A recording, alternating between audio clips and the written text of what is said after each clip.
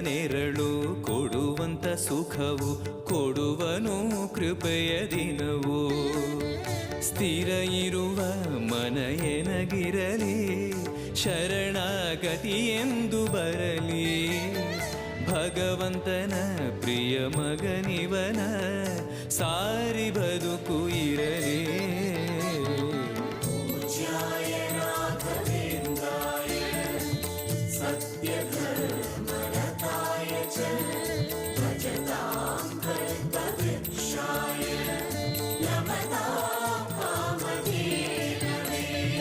ಆಲಯವೆಂದರೆ ಮಂತ್ರಾಲಯವೇ ಬೇರೆ ನಾ ಅರಿಯಲಾರೆ.